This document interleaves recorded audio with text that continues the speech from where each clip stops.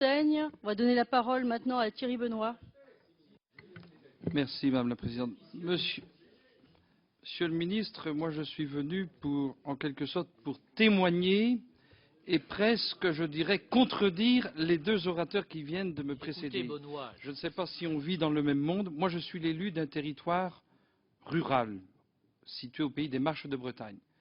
Et je voudrais dire, parce que mon territoire en a bénéficié, que les outils que vous avez mobilisés, je dirais, dans ce quinquennat, et c'est bien parce que nous nous apprêtons à délibérer et discuter du dernier budget de ce quinquennat, que j'ai tenu à être là ce soir pour dire que ces outils, le Fonds national de revitalisation des territoires, les zonages AFR qui permettent de mobiliser la prime à l'aménagement du territoire, les grades d'entreprise, les pôles de compétitivité, les pôles d'excellence rurale, Monsieur le Ministre, ça marche.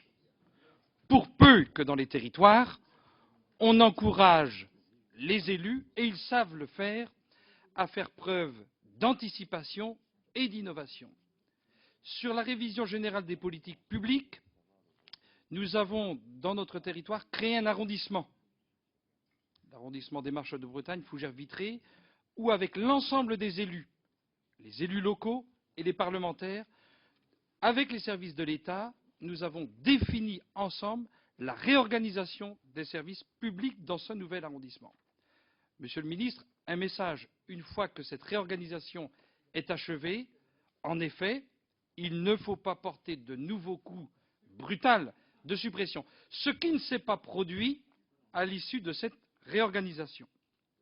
Sur les services de santé et notamment la présence des maisons médicales de santé et la démographie médicale, je voudrais appuyer le propos de mon collègue Pierre Morel-A-L'Huissier en vous disant, Monsieur le Ministre, ou tout au moins en attirant votre attention et celle de vos services sur les critères préalablement définis et cette question qui impose 2 médecins pour pouvoir porter un projet de maison médicale de santé.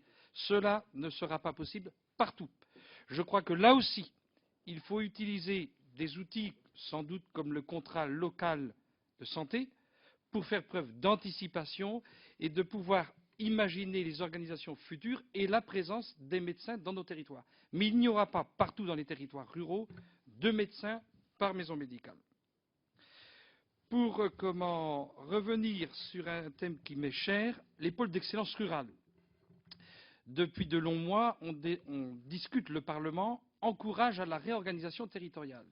Eh bien, voilà un outil, le pôle d'excellence rurale, qui, en milieu rural, peut encourager, à partir de projets nouveaux, la coopération entre les communautés de communes en milieu rural. Moi, je vous avais interpellé, Monsieur le Ministre, en son temps.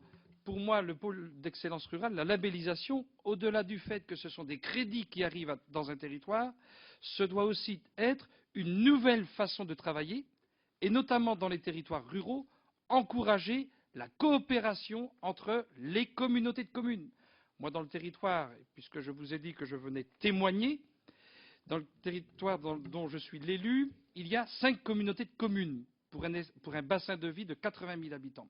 Pour la première fois, alors que certaines communautés de communes, mon cher Chassaigne, que ça fait sourire, alors que certaines communautés de communes sont âgées de plus de 40 ans, eh bien pour la première fois à l'intérieur d'un même pays, grâce à un dispositif et un outil pôle d'excellence rurale, nous allons pouvoir travailler ensemble et notamment mettre en œuvre des projets de mutualisation des risques, puisqu'il s'agissait de la construction de bâtiments blancs qu'on n'est pas sûr de remplir, notamment dans les territoires ruraux.